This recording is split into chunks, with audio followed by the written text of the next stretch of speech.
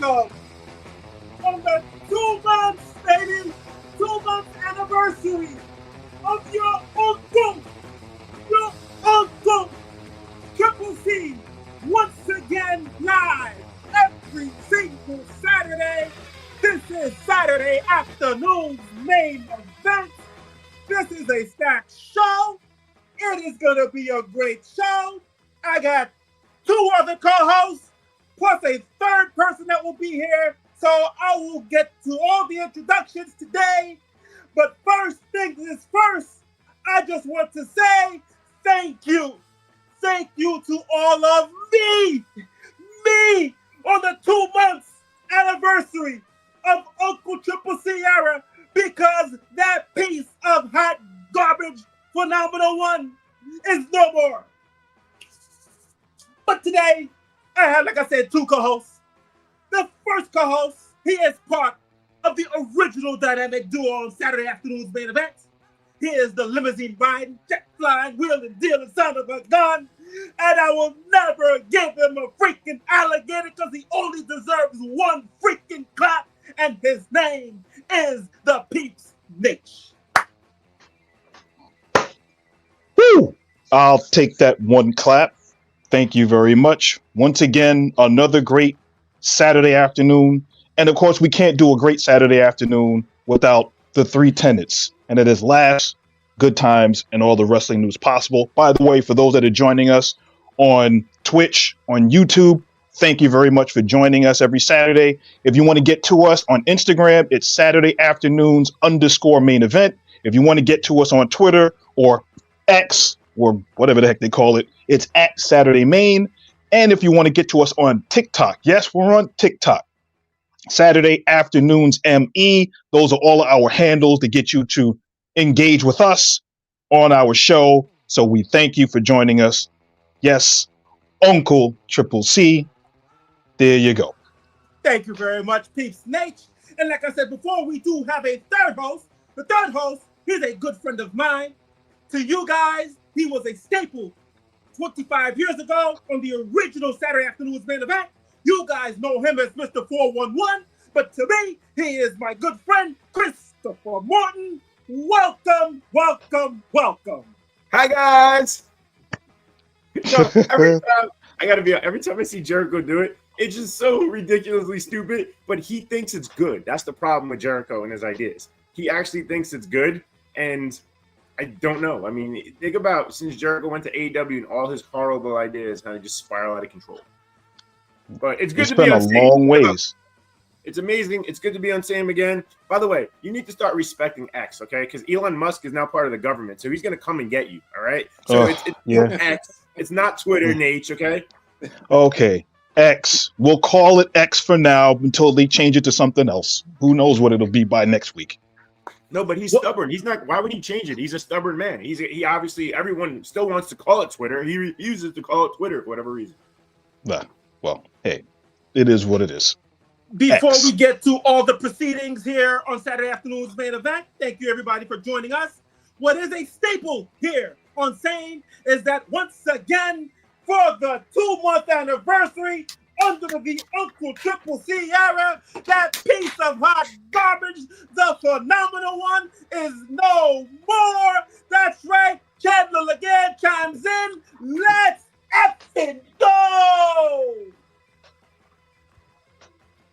Yes. Is that a problem, Nate?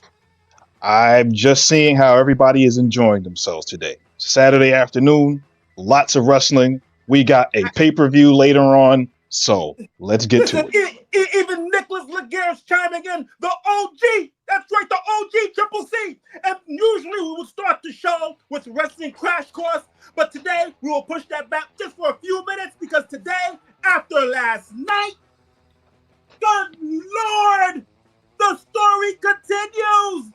Mr. 411, what were your thoughts on seeing not only CM Punk, but seeing the wise man, Paul Heyman? Right, let's take one at a time. What an incredible moment it was when you hear, ladies and gentlemen, and the place just blew. The roof came off. I mean, and then he comes out and he cuts the promo. And you know what's funny is, like, here's the one thing that stood out to me, and we can delve into that. Look at his suit. He didn't have the normal Paul Heyman suit. He had this red shirt on underneath. I'm curious, what is the red shirt? Are we gonna find out? There's so much to unravel with this. I feel like this segment left us with more questions than answers. So Heyman gets into the ring. Of course, out comes Punk, and there's so much to talk about. We talk about Rollins. I mean, a story I had read online that the reason for doing this and having Punk in this spot is to eventually go back to Punk versus Rollins, which will be the WrestleMania match if guys are healthy. And so, Punk stepped up when Rollins didn't. Him coming out, I love the whole dynamic with him and Roman, not really knowing what's going to happen there. Can he trust him? Vice versa, the whole nine. And we can only speculate. We can only speculate what will happen at the Survivor Series. Again, what's under that suit jacket? What is Heyman wearing? Is a swerve coming that we can never imagine? Paul Heyman turning on Roman Reigns. I mean, it's crazy. All the things that can happen at Survivor Series. Nate?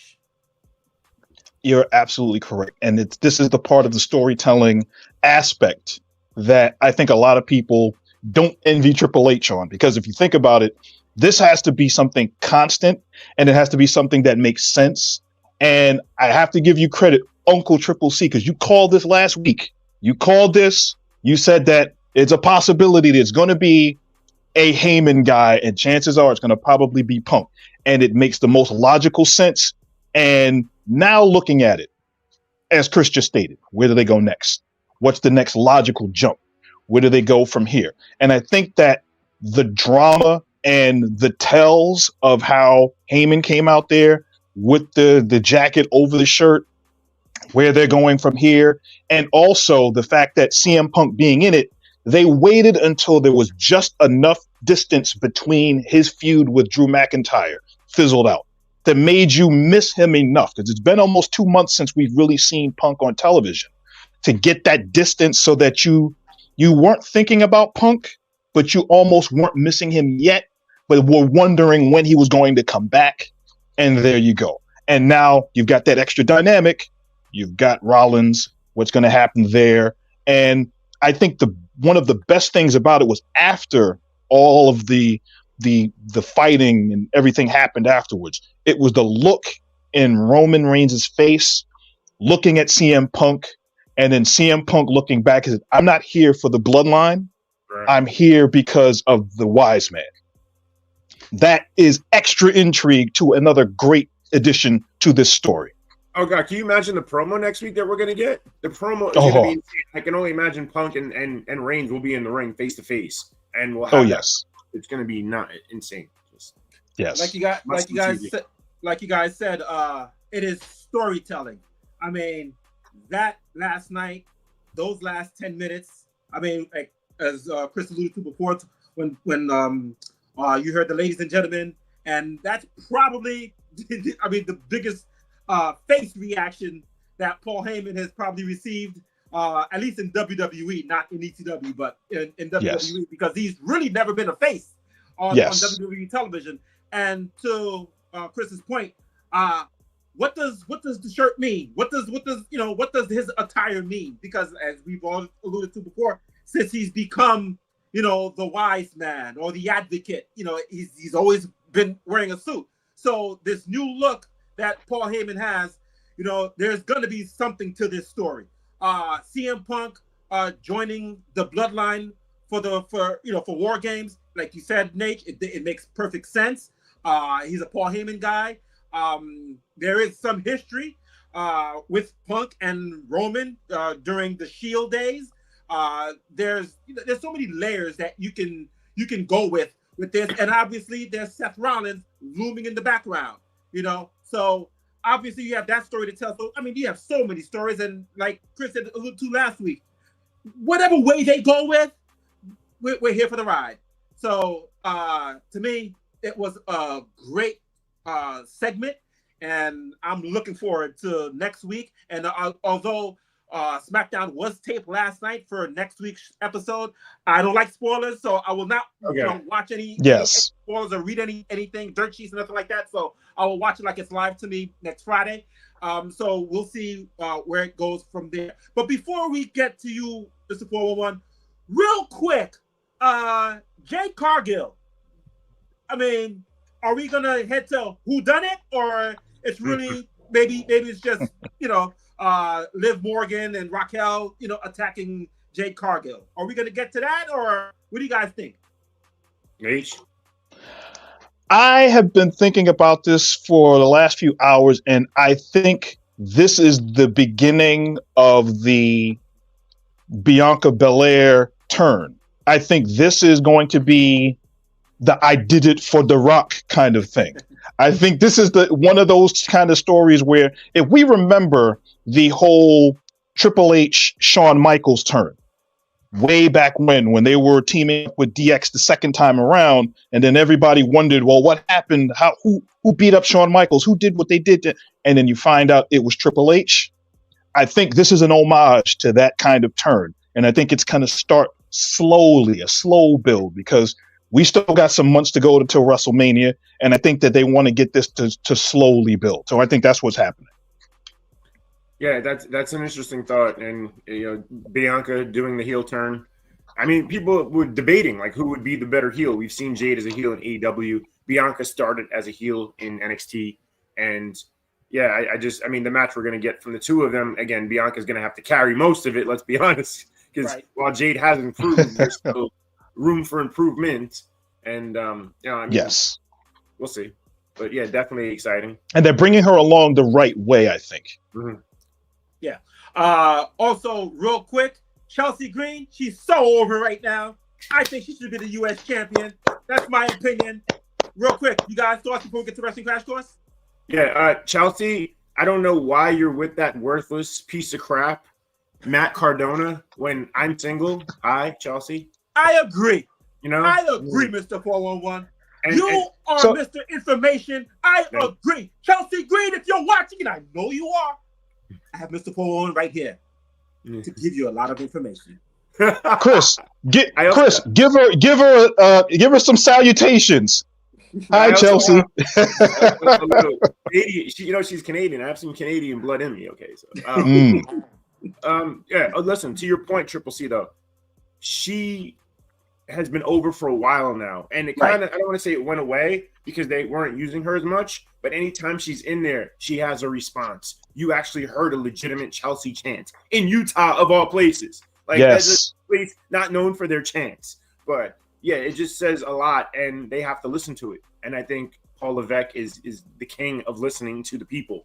So I don't know what the plan is. Will he rip up the plan based on her popularity? I don't know. I mean, there's a lot that goes into that, but she should be wearing a title at some point because she's clearly deserving of it. Right. One thing we didn't touch on, yes, the U.S. title for the women's was created a couple of weeks ago, and that it'll all culminate at Saturday night's main event in Long Island. So we will have the first ever inaugural U.S. Women's Champion at Saturday night's main event. Well, that takes care of that. But now it is time for Wrestling Crash Course. That's right. Even though my producer, I'm about to sit there and say Wrestling Crash Course, you're supposed to play that music before that. All right, producer. Isn't this like your fifth producer in 5 weeks? 411, it is hard. See, look at this. Look at this. Now we couldn't hear him. We couldn't hear him. The producer is that bad. It's like a saboteur. You would think who's vetting these producers? Nate, I wonder. I truly. Yeah. Like you see, hey. Nate, look at Nate all coy here. Nate's just like, I have no idea what's going on. I really don't have any idea what's going on. Do you? Well, I know I don't. Oh, good grief. All right. So first order of business for Wrestling Crash Course. First topic of the day. Toni Storm retires from professional wrestling. Mr. Nate, what are your thoughts on Toni Storm? You think it's legit, or you think it's part of a storyline going forward? I personally believe that it is she's trying to probably take some time off. I think that she is not going anywhere. I think this is just something for her right now. The quote that she said when she announced this, basically in saying that I'm not used to being a loser. I failed at everything. I lost in AEW. I lost in Japan. I lost in Mexico. This is the last you'll hear from me again. Enjoy Mariah May as your champion. You can all enjoy that. Basically, where I think she's going with as far as this speech is, she's taking this loss to Mariah May so badly. And the fact that she had been losing matches leading into that, the fact that she's not the champ anymore, maybe that she's kind of leaning into this whole, well, you know what, I'm done. I'm retiring. I'm finished effective immediately. I don't think that this is legit. I think this is kayfabe. Maybe she's just going to take some time off.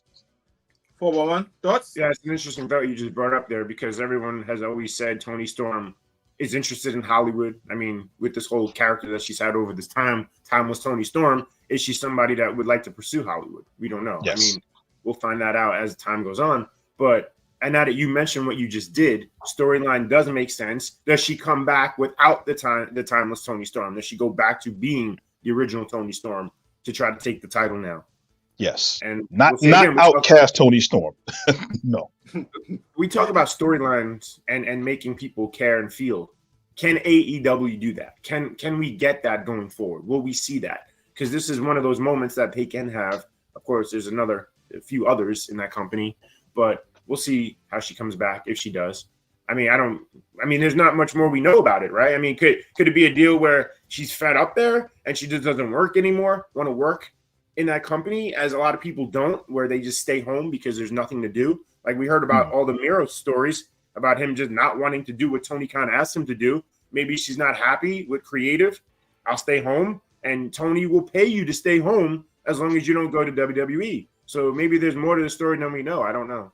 The interesting quote that she added to this was that basically she said AEW is just fine without me. Everything is going well in for AEW. They don't need Toni Storm. This kind of echoes what Kenny Omega said a couple of weeks ago when was mentioned that he would potentially open up his first match in over a year in New Japan, and basically said that AEW doesn't really need me right now.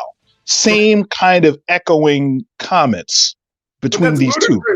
I'm sorry to cut you off, but that's the most ludicrous thing ever. They need every star they can get. They need everybody there, all hands on deck. Let's stack every card. Let's make the people care. Let's get the fans back in the seats. Well, obviously, we're going to talk about locations and smaller buildings upcoming in the next discussion. But just in general, like they need everybody there to make it a better company. Yeah, and Chris, this last point is that with Toni Storm and creative, with her and her character, for all of the things we've talked about with AEW storyline wise, the one thing that they have seemingly done a really good job with over the last, I'd say, year, is they've built Toni Storm and her timeless persona really well to the following that it got, and they treated it with as much over the top ridiculousness as they could find. And it's worked for her and her character, and they've done a good job realizing that. Can they continue that going forward is the question that you've brought up. I think they can, if that's where they're going with this. Last thing for me on this, I'll say, while we get the Toni Storm, the problem was we lost the Jamie Hayter, because Jamie Hayter is there again, and she's not Jamie Hayter anymore. Like, I don't know what happened to her aura, the fans being behind her. She has a different look. It's like she's there, but she's not. So what's going on with Jamie Hayter? She seems like New Japan Pro Wrestling version of Becky Lynch almost. That's kind of how she's presented. All right, that takes care of Toni Storm. The next topic for a wrestling crash course. GCW feels a certain kind of way because AEW, just like Mr. 411 alluded to before, is running the Hammerstein Ballroom. Hammerstein Ballroom is in Midtown Manhattan in New York City. So what are your thoughts, 411, about this? Yeah, this first of all, kudos. I went on X and actually congratulated Tony Khan for finally getting this building. It's been long overdue. I mean, they should have been running this building the whole time. because we know, what is it, 25 to 3,000 people roughly when ECW used to run there for their pay-per-views in the early 2000s before the shutdown. This is just the acoustics is going to make it sound like double the crowd in that building. We've been in that building. We know how great it sounds. And that's the atmosphere you need for AEW right now, to have it sound like everything matters. Those fans are going to they're going to get the sickest of the sickos, the sickest possible to be in that building. And it should be great. Now, regarding GCW, I mean, I don't know what Brett Lardell has a leg to stand on here. I don't know the whole aspect of this, them being unhappy with it, and can they get a lawyer? I don't know what happens here. Nate, what do you know about this? Well, basically, Brett Lauderdale kind of feels that they should have been some kind of exclusivity with either themselves or with AEW. He doesn't like the idea that it's going to happen 30 days within GCW being there, that AEW is going to be there. And basically, the quote that he's running with is, it's not the greatest of circumstances for us being GCW. I think if you're running in the Northeast, and GCW has a huge following in the Northeast, especially Pennsylvania, New Jersey, New York, and in those areas, they would like to have kind of like a home base, so to speak. AEW is still trying to kind of get their hold into certain markets, especially in the Northeast, where we know it's WWE for the most part. And there's always been another company that's come to the Hammerstein Ballroom. TNA ran shows there. All three of us have been there, so we know exactly what those shows were like. Ring of Honor has run great shows there. So I think the thought process is AEW being a bigger name with more money behind them than GCW being there may hurt us going forward. So I think that's where the consternation is between himself and this decision. I don't even know how they afford. I know that building's got to be high rent. I don't know how they afford that building. I don't know how well GCW does financially. I mean, I know they have a pretty good following, but again, to book a building like that, just wow. And I'd seen that they do have the show you mentioned, the aforementioned show. I think they set it up for actually 3,000, I believe it is, or 2,500, more than what Dynamite and Ring of Honor and Collision is going to be set up for. Right now, they're currently set up for, I think, 1,700 maybe.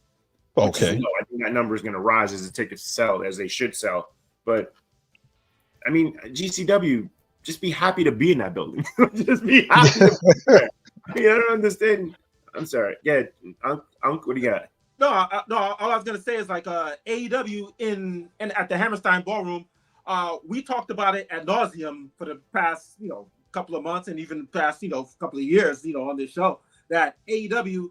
Listen, the bottom line is that it's embarrassing when they run these big arena shows and you're only getting 15, 2,000, 3,000 tops, and it sounds like there's nobody in the building. So yes, listen, running it in smaller arenas. I mean, listen, when you look at NXT, perfect example. You look at NXT, right? And it's funny, like the emotion that you just this past Tuesday, watching Chase against Rich Holland, and the emotional investment, and watching the fans and how invested that they were in the match. I mean, when you watch AEW, listen, 2,000 to 3,000 people in a small building can make a lot of noise. Yes. And it will just look much better on television compared to what they have shown over the past few months or past couple of years, really. So to me, AEW going into smaller venues, it is just best for them to go that route.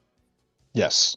So that takes care of that topic. So our third topic, and I believe final topic for Wrestling Crash Course, Saraya taking some hiatus from AEW. So we have Toni Storm and now Saraya. Is there a trend here with the women? That's a good question. I think that the women's division is so up and down. There are certain people that were there, that were stars, or that were being. You're so kind, Nate. You're so kind. Yes. Call it what it is. I'm being. Sucks, okay? Come on, Nate. Let's be honest, Nate. Let's put it. I'll put it to you like this. But hold on, Nate. Mercedes Moné, you have been an utter failure in AEW. You haven't drawn a dime. You have go home heat. I should say X-Pac heat. I'm sorry. Right. You're worth nothing to me. Sasha Banks, come home. Well, it's funny. We're gonna talk about her later. What she used to be, what she could be. Well, Uncle, tell us how you really feel about Mercedes Monet. Oh man. Oh, go This, ahead, Nate. I had seen some images surface online. I don't know what show Soraya was on.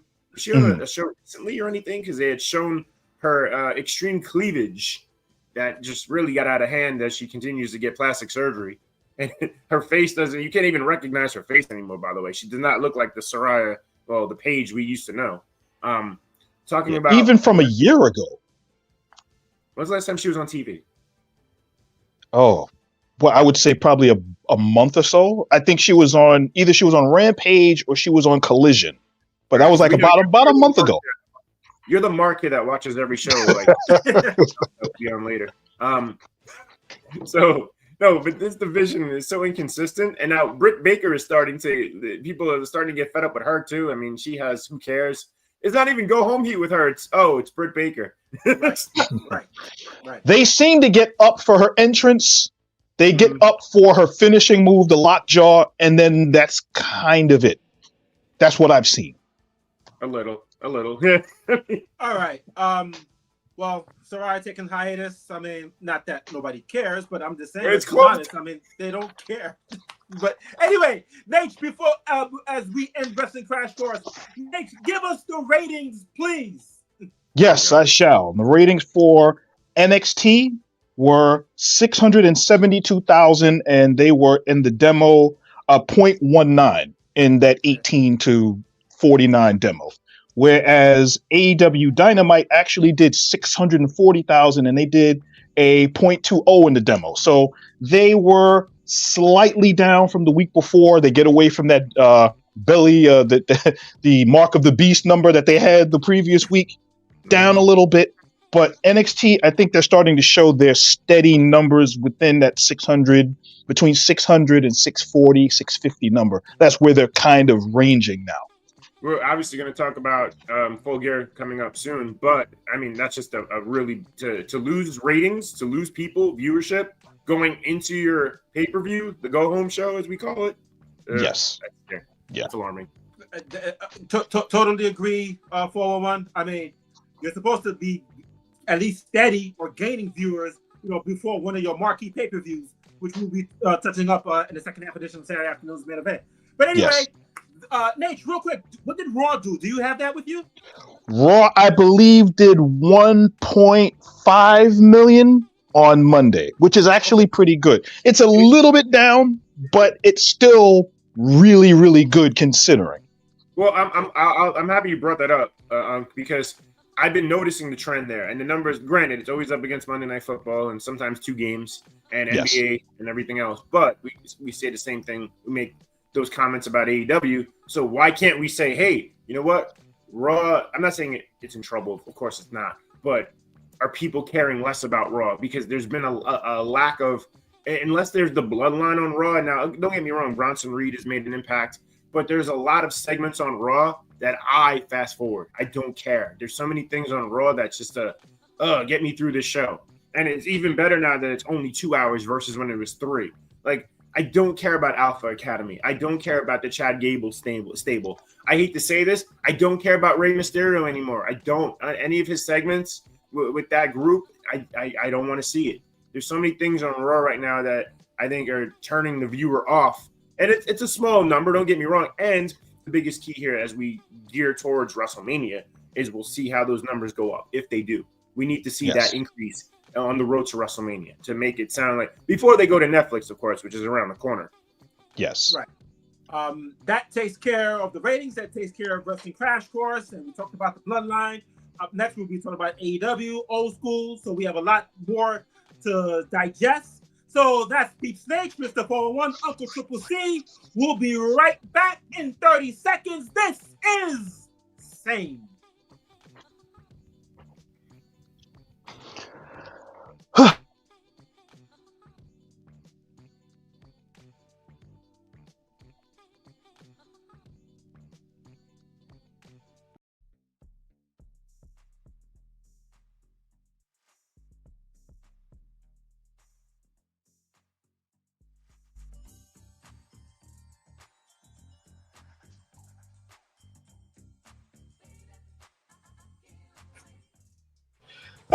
everybody. Welcome back here. Saturday afternoon's main event.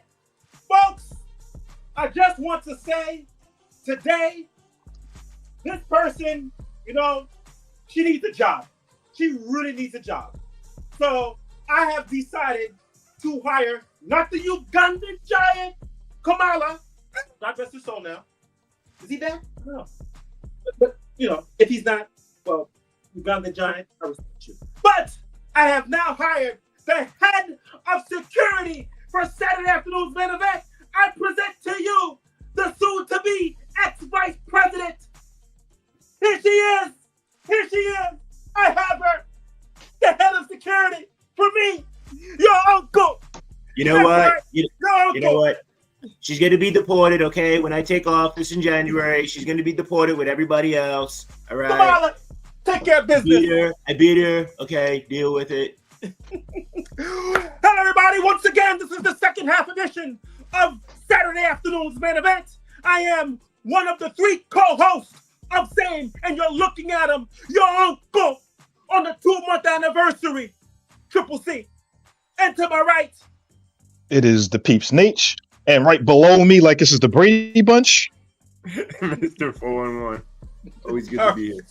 All right. And tell the people all the handles here on same. Yes, if you're looking at us on YouTube or on Twitch, we thank you. It's Saturday afternoon's main event. If you want to get to us on Instagram, Saturday afternoons _main event. If you want to get to us on X, that is at Saturday Main. If you want to get to us on TikTok, it's Saturday Afternoon ME. There you go. Those are your handles.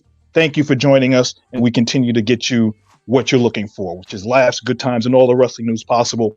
There you go. And for the second half edition of Saturday Afternoon's main event, which I kind of did forget to say this, is that because of I don't hate nobody except one person, and that one person is Taz. Whether it's by hook or by crook, you are still, without question, and I'm so glad you're not on television, you are the biggest piece of Brooklyn Red Hook Trailer Park trash, because the greatest borough in the history of New York City is my hometown of New York City. Where the hell are you from?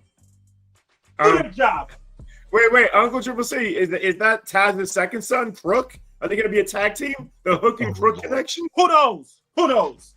Now, I guess this is the complete opposite of Dominic Mysterio. hey, listen.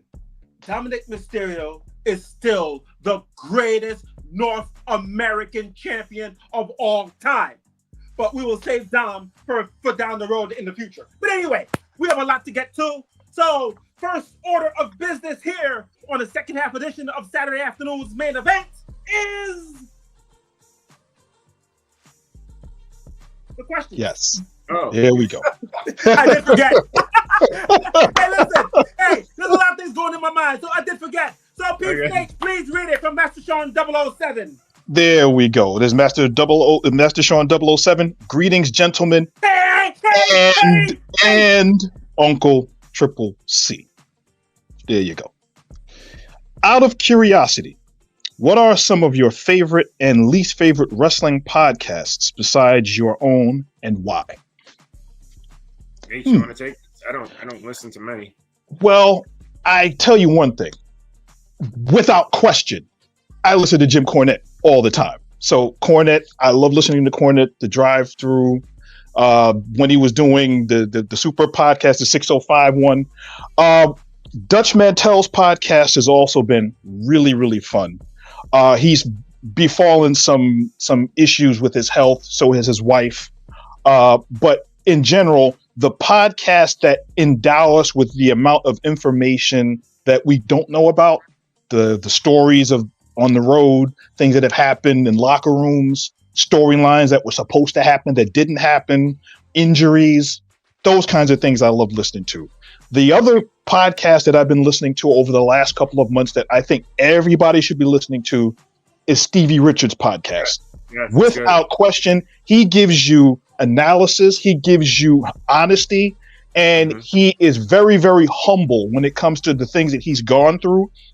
And one of the most recent podcast episodes he did, he talked about his relationship and falling out with Paul Heyman and why they did not get along when the new ECW, I put in quotation marks, took off. Those are the podcasts that I really listen to. They are very good. Also, Wrestle Talk and Cultaholic. I listen to a lot of those. So I obviously I'm a Cornette guy, and I do like. I think okay. So keeping 100 is good when Disco Inferno allows people to speak, because while he makes good points, he doesn't get his sentences out. It takes forever for him to speak anything. It's just he struggles with the English language. But he does make good points, and Conan is amazing. Conan just keep like the show keeping it 100. To your point, Stevie Richards, Russo to a degree. I do like Bischoff. Actually, has some good points here and there. Bischoff does say some good things. So you get a little bit of everybody. You know, it's the least favorite. I mean, I don't want to dump on anybody's show, so I won't say something like that. For me, I do listen to Kevin Nash a little bit. Sometimes he goes, talks about other things besides wrestling. Obviously, I'm going to say I do listen to 6 Feet Under with Undertaker, Mark Calloway. The one I can say I really watch a lot is Busted Open with Bubba and was it Dave LaGreca. I do listen. Yeah, yes. I do watch them. To your point, Cornette also. You guys always send me things about Cornette. But to me, I don't have a least favorite, to be honest with you. Actually, one person that I actually really like, I guess he's a podcaster, is Maven. I actually enjoy Maven a lot because of he talks about all the things that you're so curious about professional wrestling, like as far as like the inside stuff, So I do like Maven. But to me, the best wrestling podcast I think that there is the Saturday Afternoon's Main Event, because that's what you're tuning in for. Saturday Afternoon's Main Event. Master Sean 007, thank you very much for that question, and we've answered your question. So, Damon's Days. What about Degenerate from New York? What about that? I've actually seen his podcast. He is JD JD from New York. He is very boisterous and very.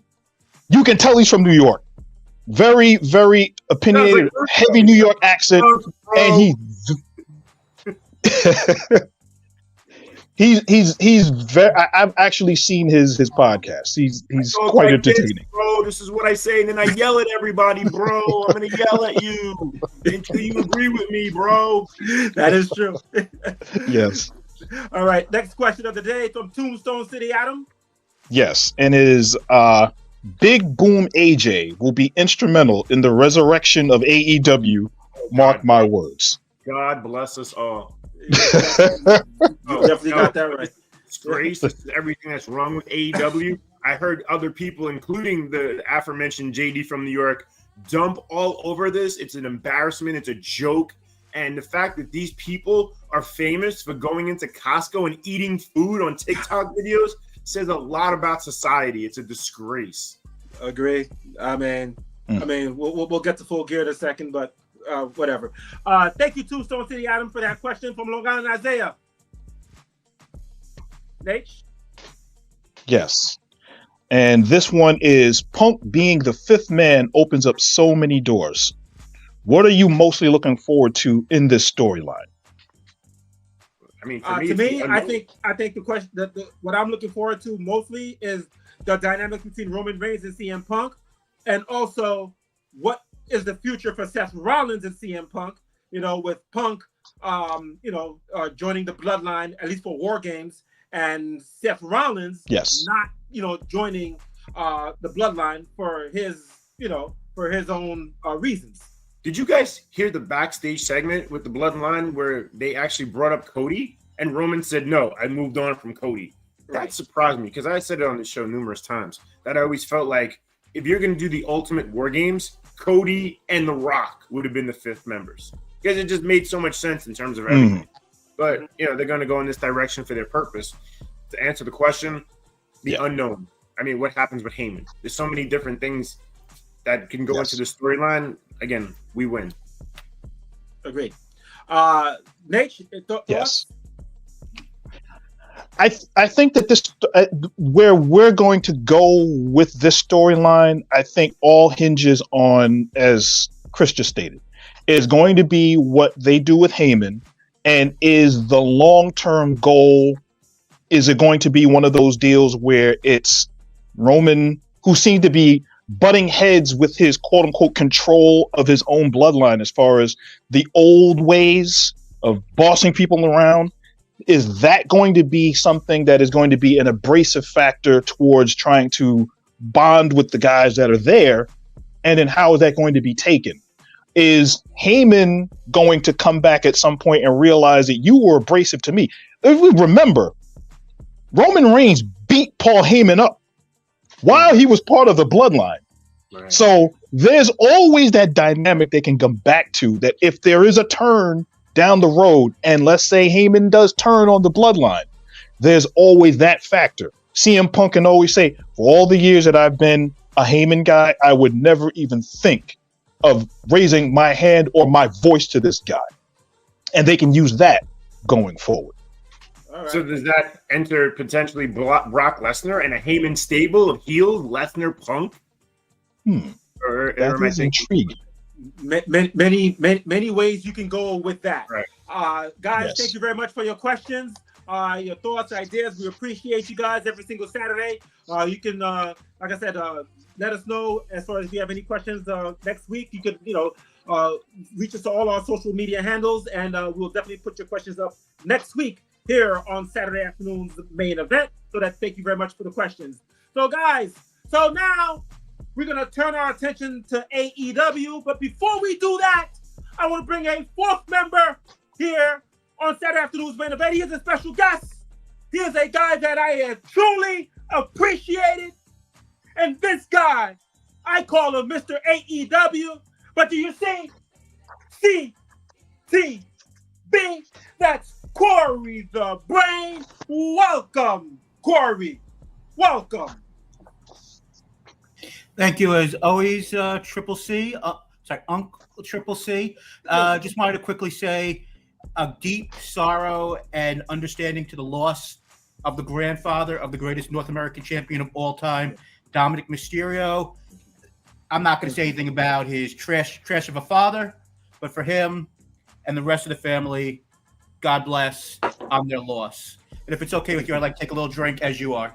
Yes, thank you. Thank you very much, Corey. Uncle Triple C, how much does Rey Mysterio still owe in child support payments? Are you aware of that?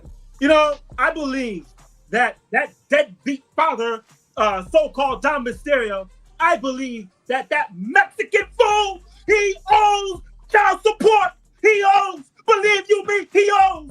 Because to me, rest his soul, Papa Eddie, he is truly, hey cameraman, zoom in on your uncle. So I believe that Eddie Guerrero is truly the papi of Dom Mysterio. But anyway, that's that. So now let's get to Full Gear. Let's start with the first match. Corey. So Big Boom, AJ versus QT Marshall. Please. As the rest of you have said, I think this match is silly, but I will give them credit. The fact that they got on Fox Business, they got on The Late Show with them being spoken about by this AJ and Justice something and the Jizzler, I don't know what his name is. QT Marshall should win this match, but this is basically advertising to help the company, which, Chris, I love you, but I will disagree with the idea that any publicity in this respect is good because they are getting out to more people that may have no idea who they are. I mean, this morning on Busted Open, Denise Salcedo, as you can like or dislike, she even said that her cousins who watch nothing about wrestling are actually going to go and watch the show tonight. I don't know if they'll actually buy it because it's on the free part, but because they actually follow on Instagram or whatever these dopey things are, they know who AJ is, and they're actually opening eyes to the product. If people actually buy the product, it's another subject, but I get it. It's dumb, but if it helps bring more eyes to the table, like, they were on with Jimmy Fallon or one of these other ones, and they flat out got an advertisement for AEW Full Gear November 23rd. You can't buy that a lot of times. How many times are you going to get an AEW person on the Tonight Show? So I mean, yeah, the match is dumb, but it's publicity. So I don't think it's a total bad thing. It's desperate, is what it is. Desperate. All the companies. This is the clout chasing match of the show. Absolutely, So that's what it is. 100% agree. But every company does gimmick matches, celebrity matches. We want to say AJ Big Boom, whatever the hell this guy's name is, a celebrity. To our age group, he's not. But to the younger people who are on, different forms of social media, this is somewhat of a big deal. So I'm not going to kill him for it. It's a dumb match, but I won't kill him for it. All right. Second match, Peraza versus Anna Jay. Your thoughts, Corey? This is also a pre-show match, right? We just want to be clear on these pre-show matches. Yeah. Okay. I think so, yes. Yeah, the first 3 matches are pre-show. I just want to give full credit that, and I wish I was on the show last week, to the WWE and AEW this past week. 4 out of the 5 major shows on our TV were headlined by women's matches, and Anna Jay and Mariah May, their 2 matches they've had over the last month have been really good, and I'm happy that Anna Jay is getting an opportunity to be on the pre-show. But I think Deonna Purrazzo and her new stable with the Vendetta should win this match. I think it should be a dominant victory. All right. The third match, Buddy Matthews versus Dante Martin versus Commander versus the Beast Mortals. Your thoughts, Corey, on this 4-way? I mean, I'd be much more interested in this match if I knew what the stakes were. But it's a high-flying match. I hope Attorney at Law Frank Mortos gets the victory. I think that it's going to be Buddy Matthews, and I think this could be at the beginning of a big night for that stable. But as long as it's a fun, entertaining, 8 to 12-minute match of just them going crazy, doing high-flying stuff, I think everybody wins. So I think it's going to beat the Beast Mortos or Buddy Matthews. You mean attorney? By the way, did you guys know that this guy, the Beast Mortos, is actually a lawyer? Nate, did you know that? I guess that's why he's wearing the mask. Right. Hey, him and Excalibur have to protect their identities at all costs. You never know what client's going to come after them. But yeah, that was as a result of the opening match at the Jaguars game when they had the tag team match with him and Matt Taven. They did that whole entire gimmick with him being Frank Mortos, attorney at law. So yeah. Now we get to the main card off of Full Gear in no particular order. But the first match that we will discuss is MJF versus Roderick Strong. Thoughts on this match, Corey? I guess I'll start quickly here. I think this will be a good match. I think every match on this show, for the most part, will be a high quality in ring. But I think we've seen from the crowd and everyone that the match people want, if anything in this, is MJF versus Adam Cole. I understand that you want to go and maybe push that out a little bit longer, but I don't see any way how Roderick Strong wins the match. I mean, could you see, Kyle O'Reilly or someone getting involved, continuing that storyline? Sure, but I mean, I think MJF should be, if not the biggest favorite on this whole entire show, one of the biggest favorites. Because, I mean, if he loses, I don't understand the story on what's going on there. Because the big thing is the payoff of, like it or not, Adam Cole versus MJF. Well, that's the biggest question from a lot of fans, is this storyline and how everything started with the devil and where we are now. A lot of things that don't make sense that people are just scratching their heads at. I think that's injury related too, though. I mean, they had a story, he got hurt, they had to pivot, and they didn't pivot the best way. So I mean, I think the story initially I think would have been good, but injuries happen and they didn't do it well. Right, and that's the problem. We'll see where it goes from here. I mean, listen, again, it can get better. We can see better things going forward, and that's what we hope for. All right. Yes. The next match, Jay White versus Hangman Adam Page. I think this is going to be, and I know this is going to be a theme, and I'm sure Mr. 401, who I respect mightily from over the years, I don't know how you guys didn't say the Moore's Law podcast is one of your favorite podcasts besides this one. Thank you, sir. But I think this, like a lot of the matches on the show, have been built really well. I think Hangman has to win, getting to a third match, because right now, at least in AEW land, it's 1-0 Jay White. And I think that every match they have, with the more chemistry they have, and Jay White gets back in the fold of being an every week type of performer, I think this gets better and better. Hangman, I think, has to win this match, though. Nate, your thoughts? Yeah, I think that I think Paige going into this is going to probably have to win this one just to keep that momentum going. I do like the fact that ratcheted up the intensity between these two, and that how unhinged Paige is also with him dealing with that injury. They've been selling that hip injury for the last couple of weeks. How's that going to play into the match going forward? But I really do think that that's going to be Paige winning this match.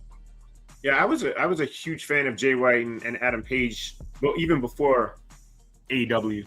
And Ring of Honor. I wanted them to get back on the same career track where they were headed, which I thought was to the top of the card and staying at the top of the card. There's a lot with Adam Page that we need to see change in terms of character development, and maybe he can grow and get away from some of the things he was doing. Jay White, really good in the ring. In terms of the winner, I mean, I don't know. We'll see what happens.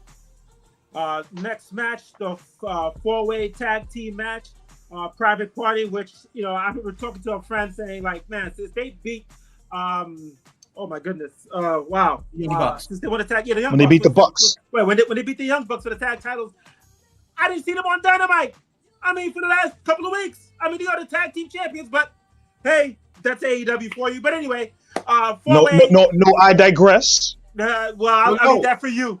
I'm sorry. I'll digress for you then. They actually had a backstage promo this past Dynamite Private Party. So they were on with Renee in the back. Well, yes, but I meant like since they won the tag title, like, you know, no in ring, nothing. But gotcha. As you said, right with the backstage. But Private Party, they are the tag team champions versus the Outrunners versus Kings of the Black and the Acclaim.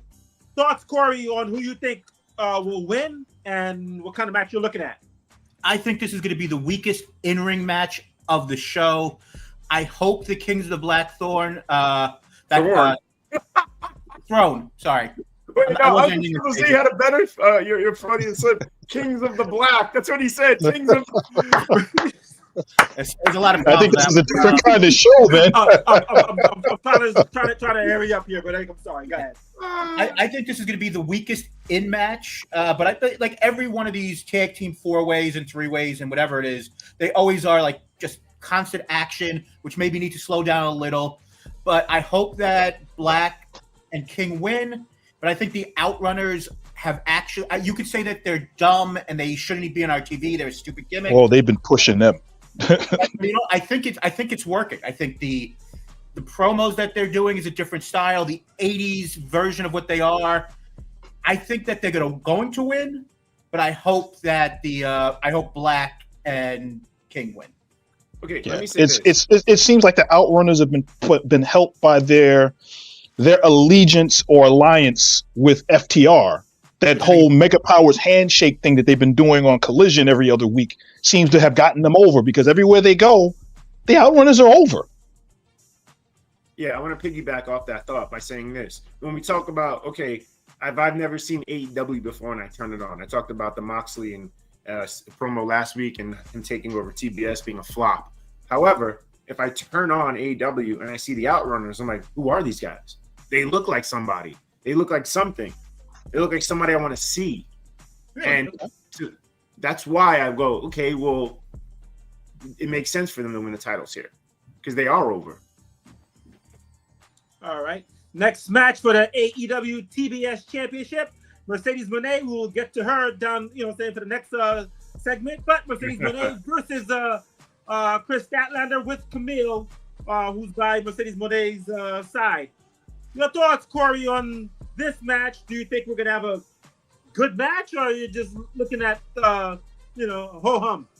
I think this could be one of the best matches on the show. Unlike you guys, who I 100% respect your opinions, I am one of the unapologetic biggest Mercedes Moné's fans out there. I think she is, and I know this is a story for another conversation for another time, but I think she is by far the greatest female wrestler of her generation, the best member of the Four Horsewomen. I understand how this run hasn't been 100% great, but I think her match with, I think her matches have been good. Have they gone to the next level? No, but I don't think she's a total flop. But I think her work, slowly becoming a heel, I think is working. I know that you guys disagree, and I don't think it's time to take the title off of Mercedes Moné yet, because I think that there's a lot more that you could do with her. I think Camille's going to turn babyface. I think they're waiting for Willow Nightingale, who unfortunately has a concussion issue, to come back. I think there's a lot more story to go, and I think this will be a good match. but I understand you guys not loving everything she's done so far. No, let me say this. We're a fan of her work in the past. Don't get me wrong. And what she's shown us lately, though, is the problem. And I feel like she needs to get back to the Sasha Banks character more in terms of it getting for the fans to react to that. And I don't want to say she's become a horrible worker because that's not the case. Her matches are just flat right now. I feel like she did have really good matches with the aforementioned Willow Nightingale, who can work, by the way, really well, as can Statlander. So to your point, this match has potential to be good. And again, we want it to be good. We don't want it to suck. So yeah, I agree that she has to keep the title. Definitely. Yeah. It's all about chemistry. It's who does she have chemistry in ring with? And Statlander, who has shown that she has, since the knee injuries that she's had to overcome, she's shown that she can go. I would have loved to have seen her with Willow. They kind of had to move away from Statlander and Willow in that light because of the injuries. But based on what they're doing with this one, I think Mercedes has to hold on to this championship to move forward into that next phase of who her next challenger is, because now she's gone from being a heel to being portrayed as a bully. And now she's bullying Camille. I don't know how that gets Camille over when she doesn't get the opportunity to kind of showcase what she can do. All right. I feel like they've kind of messed up Camille a little bit, but that's for another topic. I just want to quickly say to the Janitor Productions, whatever your dopey name is, one thing, you can say whatever you want about me, and me maybe having bad opinions, but do not say anything bad about Uncle Triple C on his second anniversary month as the host of this show. That is a bunch of horse crap, because I don't want to curse in honor of this program. Thank you very much, Corey. Truly appreciate you on this program. The next match, which I believe is one of the co-main events, and has actually been a well thought out feud, Corey, Swerve Strickland versus Bobby Lashley. This is my either my first or second most anticipated match. I really don't know what to think. I mean, Bobby Lashley coming into the company should win this match. But on the other hand, Swerve Strickland, who I think is with Will Ospreay, are the two biggest stars in this company and are the future when the older guys do retire in the next 4 or 5 years. Hopefully someone who weighs maybe sooner. But Swerve has lost his last two pay-per-view matches with losing the title to Bryan Danielson, and then also losing, I thought was a very good match, to Hangman Page in basically the no rules match. Him losing his third straight pay-per-view to Bobby Lashley, I think it has to happen, but do you want to go and have the future of your company, one of the most over guys in Swerve Strickland, a guy who truly shows what it means to be cool, losing 3 straight pay-per-view matches? I don't know if they'll do that, but Bobby Lashley should win this match at 100%. Yeah. And I think the way they booked this has been great. Yeah, I like this matchup. I like the feud. I like what they're doing with the Hurt Syndicate, the way that they're building them.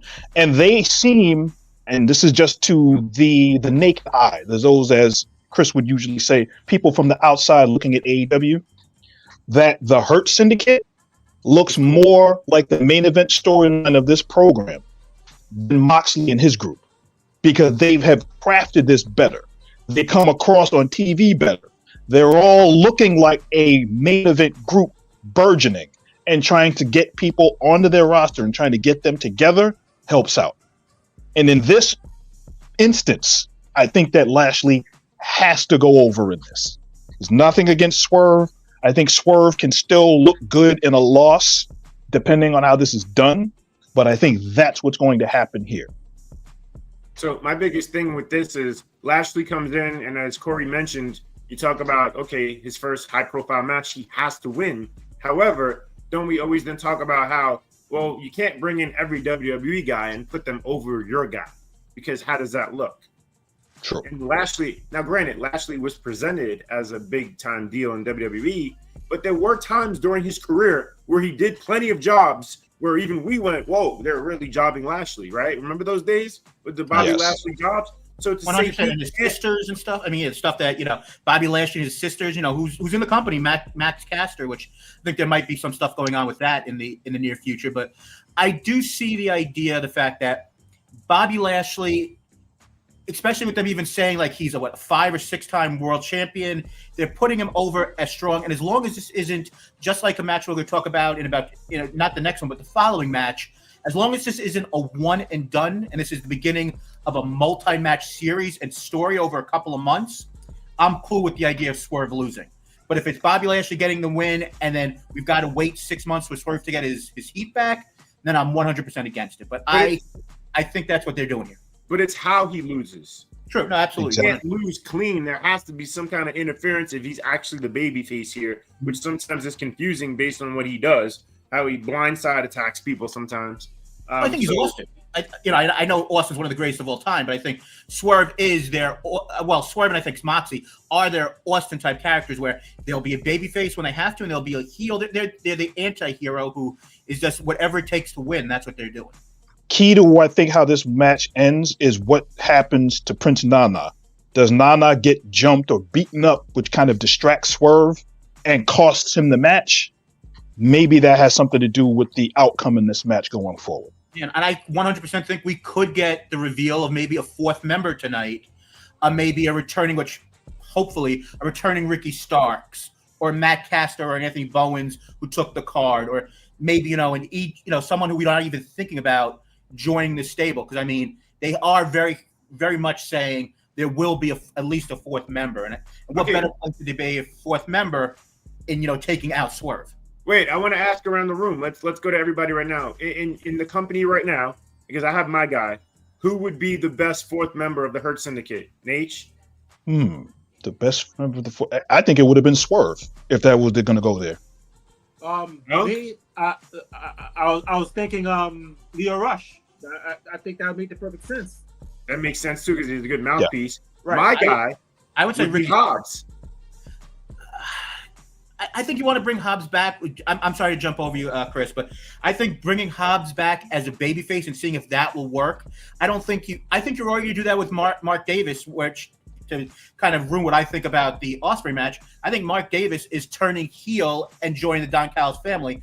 I think you want to go, and especially with the Tony Khan remark saying that we have, if not all, a majority of the greatest African-American or black wrestlers on the planet. I think some of them need to be babyface. You can't have every single black wrestler be a heel. And besides Swerve and you want to say Dante Martin, how many African-American wrestlers on this company are babyface? And turning Hobbs heel right away and just another huge guy in that stable. I think Bobby Lashley's the huge, powerhouse guy. I mean, a guy like a Ricky Starks who can talk his ass off and then back it up so you don't have to get, MVP hurt by going back in the ring. I think that works, but I think all the choices are good.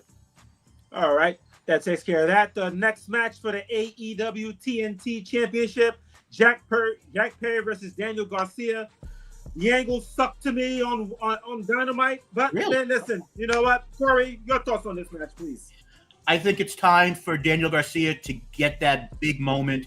He really started to develop in the second half of the C2 last year. Him beating Brody King, I thought that was a good moment. But I think he has to win a title here. I like what they've done. I like what they've done with Jack Perry. I think it's going to be interesting where he goes with the Young Bucks, taking this sabbatical and most likely coming back as babyfaces. I think that the interaction between him and Garcia started off really good. I don't know if it ended great, Triple C, so I think you're right on that aspect. But I think in-ring this will really work, and I think it's time to give Garcia that push. Not just because he re-signed, but I think him, Harley Cameron, these people who have been given a chance over the last 6 months, I think he's one of those guys who's really shined. So I think it's time for him to get a moment. All right. The next match, Will Ospreay versus Kyle Fletcher. I'm sure a lot of you guys have something to say. I'll start with you, Corey. Your thoughts on this match? What are you expecting? Kyle Fletcher needs to win. During the 8-man tag they had this past week, they could have not scripted this better with the idea of Will Ospreay accidentally hitting Mark Davis. Mark Davis turns. He joins the family. He winds up helping Kyle Fletcher win the match, and then you can grow this over the next couple of months. I don't know if any of these guys will be in the C2 or not, but I mean, I think that Ospreay Fletcher has a chance to be the best in-ring match on the show, bell to bell, only coming up possibly second to the next match we're going to talk about. But I think Fletcher needs to win this match to make the character work. What they did with the promo and all the things they've done over the last month to make him strong would kind of go down the toilet if he goes, especially if he loses clean. But if he loses to Ospreay, I think that's a huge mistake. Then you got the same idea. Ospreay lost to Swerve. He beat MJF. He's looked human, and I don't know if you want to put one of your most over guys to look human all the time, but Fletcher needs to win this match. Nate, your thoughts. Do you think that Fletcher will win? Based on I think Fletcher, not only is he going to win, I'll piggyback on what Corey just said. He has to win. And the problem with that is the fact that during the promo that they did, we can contrast that promo that they did about why Fletcher did what he did in turn based on the fact that it looked good on Ospreay's side. Ospreay had the passion and everything that he said in his promo, whereas Fletcher's side did not feel as strong. Whereas we then juxtapose that to what we saw on SmackDown with KO and with Cody Rhodes, and there was believability on both sides. So that's what this feud is missing, I think. But going forward, this is where we're at, and I think that this is going to build it off. If they're going to build this feud for a longer term, Fletcher has to go over today. Hey, Nate, serious question. What's the over-under in Vegas for guys in this match getting dropped in their neck and still getting up? Oh, 7, 8. Right. Well, I didn't say it wasn't going to be the over. I'm just saying the over-under I would put at 3, but I think it most likely will definitely go over. It's funny. By the time I was thinking about you for one. By the time we got to the second hour of Dynamite, there were 3 people that already got their heads rammed down the rig. So I thought of you. I was like, "Well, we'll be watching now." Anyway, I want to say quickly, and I apologize. I know we're running short on time, but I do think that it's a good thing, and I think this could be definitely a good thing. Kyle Fletcher wins, but if I am right, and Mark Davis is going to go and be the guy who causes the win, I don't know if we really need to. As great as the tag team as Aussie Open has been over the last 3 years, I don't know if the best thing for Kyle Fletcher right now is to be back in a tag team again. I think you have to go and take the chance and make him and Takeshita a single star. And as much as we know that Mark Davis is the Mario Jannetty of this group, he's very good, but I just don't know if you need to have them together, because as good as a tag team they are, you got to take a chance to make Fletcher a single star. All right, the next match for the AEW International Championship, Takeshita versus Ricochet. Will we see a new champion? Will Ricochet win his first gold in AEW? No way. Twofold. I think it's going to be like 1,000 times AEW show here. I think that it's going to be a tremendous in-ring match. You saw it from the 3 months before, but they've already advertised for Wrestle Kingdom, Shingo versus Takeshita for the title. I know they said that it could be for the title if he still has it, but I don't think you advertise that and the Neverweight Open title if he's going to lose it. And, same thing where, you have with New Japan, you're advertising an AEW, you're advertising 5 matches before the first one has happened. So I think it's still available for Wrestle Kingdom, by the way. Many tickets still available. Well, it's a big arena. But I do think it's going to be a really good match, but I do think the right move is to keep the family really strong right now. And Takeshita should win, but I do think Ricochet should be part of the C2 and maybe even win that, So, I mean... That's my thinking, that he's going to end up losing the match, but then when they do the Continental Classic, I believe it starts next week or the week after, when they start that up, he's going to be heavily featured. Now, as we talked about before with the Hurt Syndicate, Ricochet is another person that they could throw in there potentially if they go in this route where, okay, he loses against Takeshita. Then you have somebody from the Hurt Syndicate come in. It's like, we told you needed a little bit of help. Slip him a card, MVP, there's your card. And then you kind of do that as a slow build going into the Continental Classic. Maybe he wins it, and then he's part of the Syndicate by the time that the tournament is over. But I guess the only thing I would say on that is do you really think Ricochet, the former Prince Puma, do you think he is better as a babyface or is just another member of a stable as a heel? I think what they're doing is the way that they've been using Ricochet, he's been more of a tweener than anything. If they're going to keep him as this tweener, he looks more like he's going heel anyway than being a face. That's what I see. Nature's favorite Irish wrestler, Rick O'Shea. Yes, Rick O'Shea. Right. That takes care of that. And the final match, the main event of Full Gear for the AEW World Heavyweight Championship.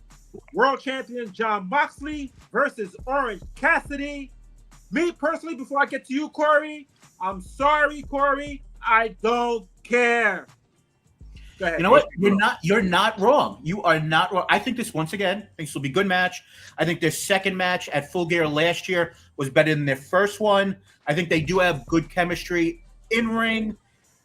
I think the biggest problem is, I think we all know, and I know I've said on this program that I think that Moxley should have like a 1-year title reign, just taking over this company, not taking over TBS, because we know that didn't work. But the idea, the fact that I don't find it believable that Cassidy has any chance of winning the match. Right. That's my biggest problem. Right. I disagree with you, gentlemen, on the fact that you think that Cassidy's promos of the last couple of weeks haven't been any good.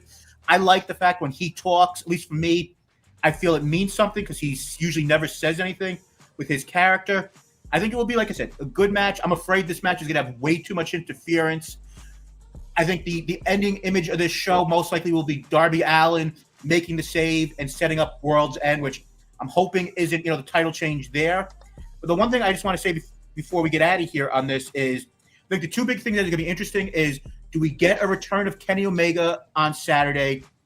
And what will be, if anything, besides just a tit fest of Mariah May and Mina Shirakawa? And is that where, I know you guys mentioned earlier, is that where Toni Storm comes back? Because I know I didn't get your comment. I think it's all just part of a storyline, and she's going to be back, maybe not back as Timeless Toni Storm, but I think she might be back as soon as tonight.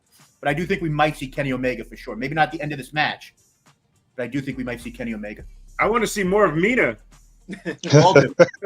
I think everybody does. Yeah. I wonder why. Have you seen Mina? Have you seen Mina? She's one of the few female performers that wouldn't be inappropriate for us to date. Just saying. All right, Corey, thank you very much for your thoughts on AEW for Full Gear. That is tonight. It's going to be at the Prudential Center in Newark, New Jersey. So if you're in the tri-state area or if you're in that area, go check it out.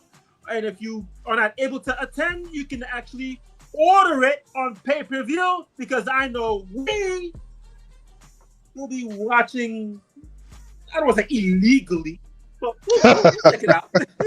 No, to be fair, though, the attendance is really strong tonight. I believe they're approaching 10,000 people, so that's awesome. That's good. That's good. Yeah. That's the big thing about. I just quickly say this. That's the big thing about, because you guys were mentioning earlier about the attendance stuff, and I think it's a great idea to go to smaller arenas, especially the Hammerstein. But the one thing that is interesting about this company, for pay-per-views, they still are getting the 9,000 or 10,000 people for in-person, for just television shows. The numbers haven't been good, to say the least. But I think that does show that there is pay-per-view interest and big feel of going to live events and pay-per-views for AEW. So I don't think AEW is totally dying or dead, but I do think it will be a very interesting 2025 and what happens, with Ring of Honor and a lot of other things. But well, Corey, especially with a lot of their push to go international next year. Yeah. Well, also, we do know when they go to Max. When are they going to Max, by the way? January 1st. Right, when they go to Max January 1st, there definitely won't be any buffering issues with the few people watching.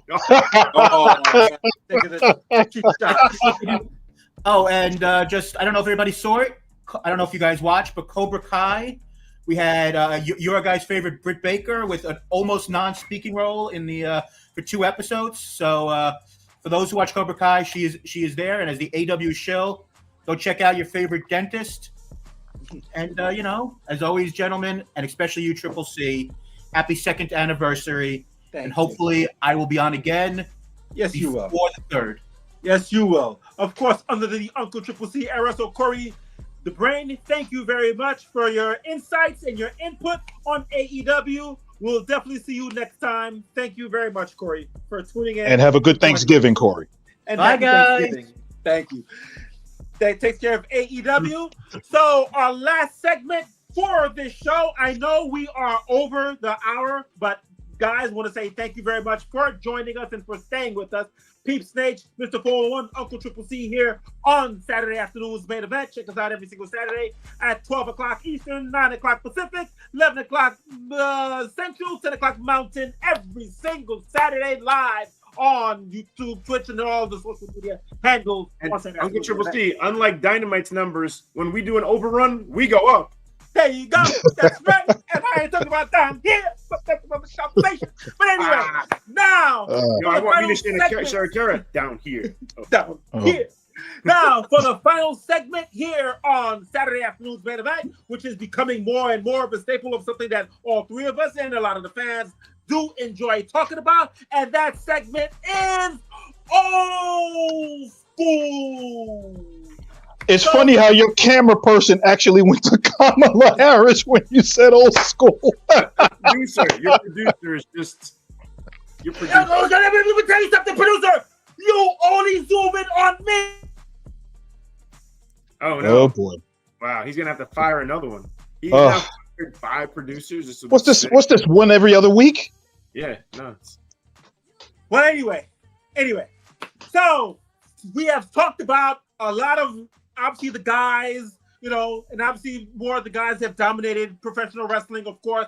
But this week we decided, you know what? There is a match that all three of us and a lot of the fans believe that is one of the greatest women's match of all time. That was Bayley versus Sasha Banks, who was at the time the NXT Women's Champion at TakeOver Brooklyn. I will start with you, Nate. What were your thoughts on this match?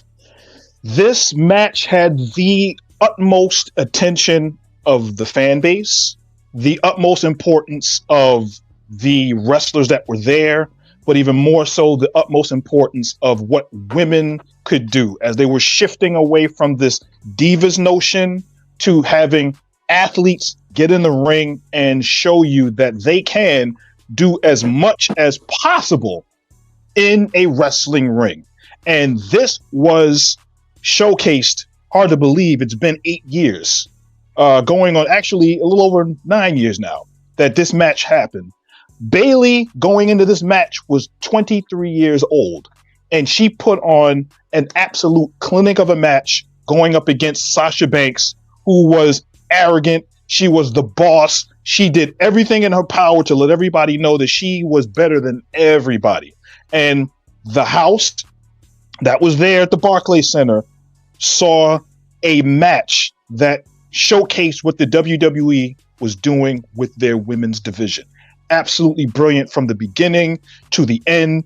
The chants that were being brought out there with, I think the funniest chant was they chanted at, I would say Mercedes, at Sasha, Sasha's ratchet. No, she's not. Sasha's ratchet. And it went back and forth. The fans loved it. They played within it. The near falls, they absolutely enjoyed the match. Chris, what do you think of that as far as what you saw of this match and its importance going forward?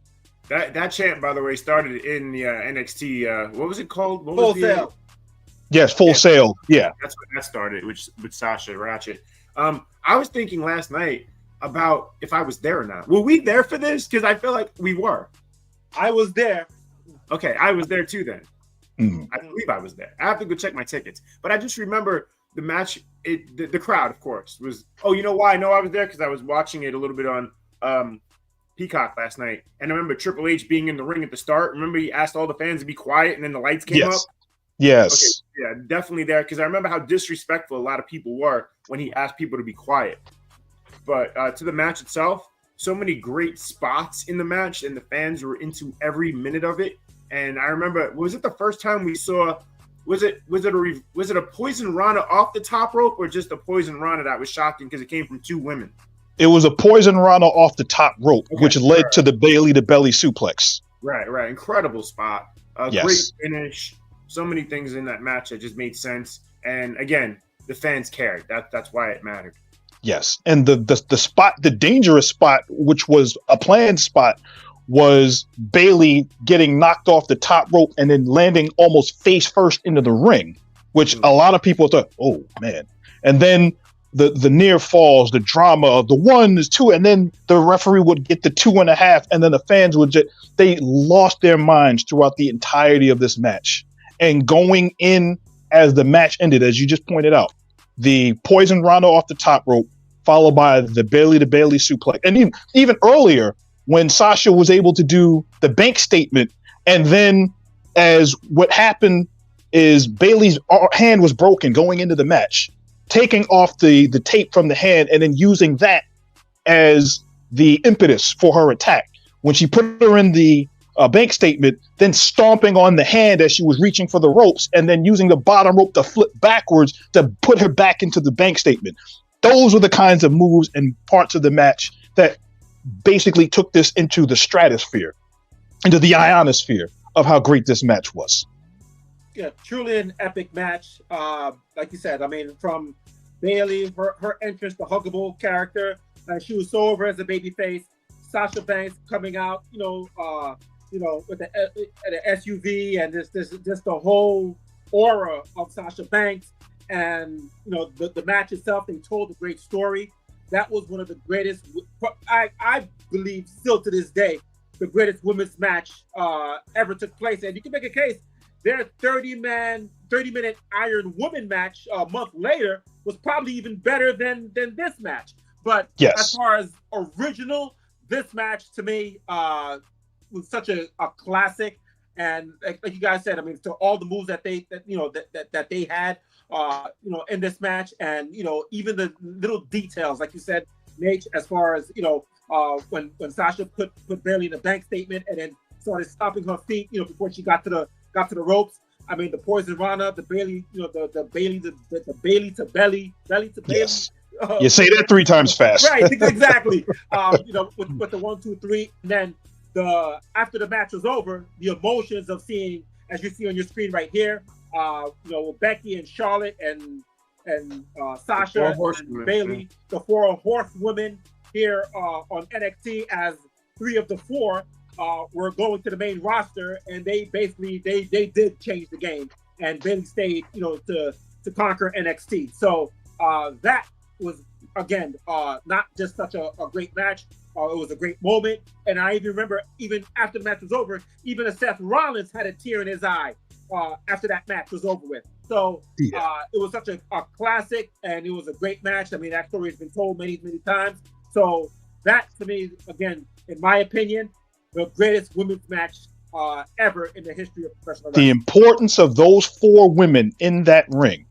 3 of those women would eventually go on to main event WrestleMania. Think about that. Well, of the 4 that you see in there, 3 of them main evented WrestleMania, and 1 of them went in. 2 of them, I should say, was in that first WrestleMania women's main event. And now 3 of the 4 don't even work for the company anymore. Well, no, Charlotte still does, I guess, right? Charlotte, she just hurt. Yeah, Charlotte is just hurt. Yeah, and you would assume she'll be back sometime early next year. Maybe before WrestleMania. And you know what stood out again? Sasha's music. How much better it was than the now of CE, or the fans would say, no, CE, no, CE, no. Right. Yes. Well, that marks the end of Old School. That does also mark the end of Saturday afternoon's main event. So, folks, we hope that you did enjoy today. Again, I know we Supersized edition. Right, we're half an hour over, but we do appreciate you guys staying with us. Again, this week coming up is Thanksgiving, so hopefully you guys get to enjoy family time with your loved ones. I know one thing, I'm going to be enjoying family time with my loved ones, because I know that piece of hot garbage Phenomenal One, I don't have to deal with him, because he will not be with me this weekend for Thanksgiving. But that's another conversation. But one thing I have to say, hey, Nate, you don't drink on this damn show. How many times I tell you, don't drink on this show? Now, hey, Nate, stop drinking. Stop freaking drinking. You will drive me to drink. Then there's no more. Hell with you, Nate. Mr. 411, you can always drink on this program. Because why? You're Mr. 411. Right. But anyway, I do want to wish everybody a very happy Thanksgiving. Hopefully, you guys will enjoy your time with family and loved ones and wherever else that you guys are gonna be at. But we won't be here next Saturday live every single Saturday on Saturday Afternoons Main Event. But for Peeps Nate and Mr. 4-1. I am Uncle Triple C saying we came. we broadcast. That's it. There you go. Thank you for the house. We will see you next Saturday for Survivor Series.